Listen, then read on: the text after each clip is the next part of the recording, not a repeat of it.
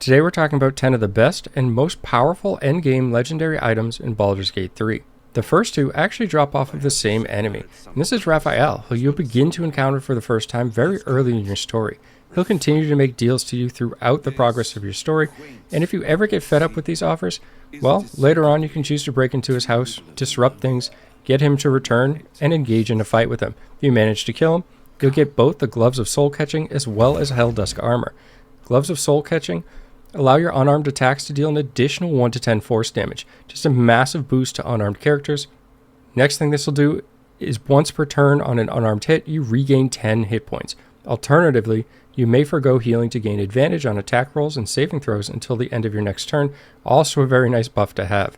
Lastly, Constitution bonus of +2 up to a maximum of 20. Now this piece is basically tailor-made for monks, however I wouldn't be surprised if somebody has already found another use for it on a different class. Helldusk Armor. This is a piece of heavy armor with 21 armor class, but the first bonus that you get from this is it makes any character with it considered proficient with the armor, meaning you can just equip this on anybody for a massive armor class bonus. Next, when you succeed a saving throw, the caster receives Burning for 3 turns. Burning is an effect that will deal 1 to 4 damage per turn. This is just a nice rhetorical source of damage that you can apply to any caster that aims spells towards you.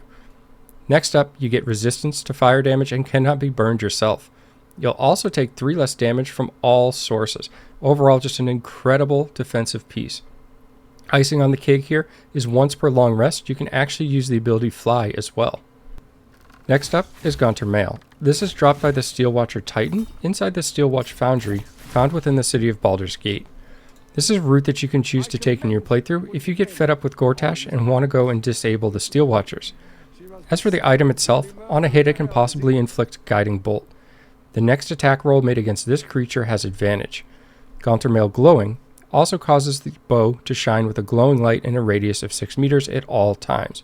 It rocks a +3 weapon enchantment, which is incredibly nice not only for hitting, but also dealing additional damage. Lastly, it has Celestial Haste. This allows you to gain haste without the negative effects when the spell ends. If you're proficient in longbows while using Gontr Mael, you'll get access to Hamstring Shot, Brace, as well as Bolt of Celestial Light. Now this is probably unfamiliar to most of you. This has a chance to frighten your target with intimidating arrows. The effect lasts for 2 turns, and on top of that, after attacking, ranged weapon attacks made by the same bow deal an additional 1 to 4 damage afterwards. The next 2 legendary items are found on or near Ansar, who is the bronze dragon underneath Baldur's Gate City. Now the first one is Balduran's Giantslayer, and this is found on the actual corpse. On a hit, double the damage from your strength modifier. This weapon grants you advantage on attack rolls against large, huge, or gargantuan creatures.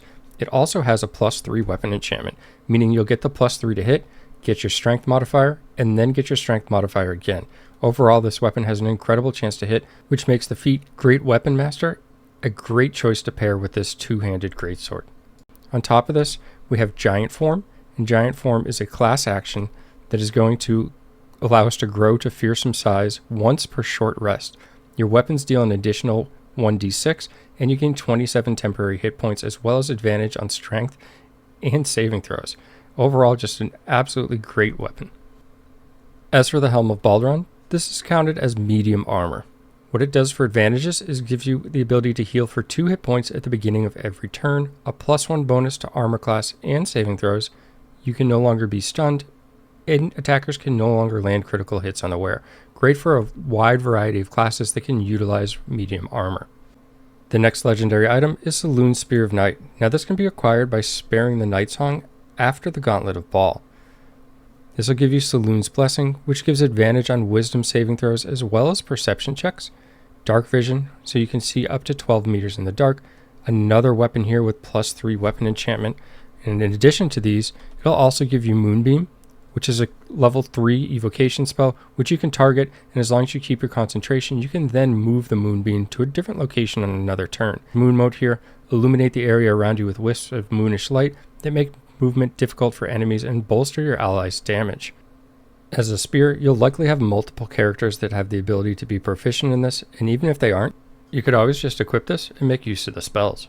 Viconia's Walking Fortress, and this is found on Viconia after killing her inside the House of Grief. This shield rocks a +3 armor class, and when a foe hits you with a melee attack, you can use a reaction. dealing 2d4 force damage, as well as knocking it prone unless they succeed in a dexterity saving throw.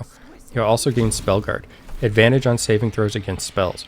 Spell attack rolls against you also have disadvantage. Just an absolutely incredible shield here. Can turn a weaker character into one with strong defensive properties. You'll also gain access to Reflective Shell as well as Warding Bond. Reflective Shell can be used once per short rest, lasts for 2 turns, and allows you to reflect any projectiles targeted at you back to the point of origin. Warding Bond can be used on an ally to gain resistance to all damage as well as a +1 bonus to their armor class and saving throws. This ability lasts until long rest. Very powerful. The next pair of legendary items are dropped by Orin after you defeat her in the Temple of Baal, and this is a short sword and dagger combo, Bloodthirst, and Crimson Mischief. The short sword, Crimson Mischief, allows you to use Prey Upon the Weak. The weapon will deal an additional 1 to 4 piercing damage against targets with 50% of their hit points or fewer. It has a +2 weapon enchantment and also has Red Vein Savagery. When you make an attack with advantage, the target takes an additional 7 damage. As for Bloodthirst, the number you need to roll a critical hit while attacking is reduced by 1. This effect can stack with other items that have the same effect. It also has a +2 weapon enchantment. This is equipped in the main hand only. You'll get Exploit Weakness. Creatures hit with this weapon receive vulnerability to piercing damage. Alternatively, if this is equipped in the offhand, you'll have the ability when a creature misses you with a melee attack to retaliate, gain True Strike, as well as have a +1 armor class bonus as long as this is equipped in the offhand slot. Finally, the 10th legendary item is gained by using Divine Intervention and choosing the Arm Thy Servant. This will allow you access to the Devotee's Mace. Upon consuming the Divine Intervention, this item will immediately be equipped in your main hand. It has a +3 weapon enchantment, and on top of that, it has Healing Incense Aura. When you activate this ability, which is a bonus action, you'll emanate a soothing aura that you and nearby allies regain 1 to 4 hit points at the start of each turn for 10 turns. Best of luck in your searches for legendary gear and equipment, and as always, thanks for taking the time to watch, and have a great day.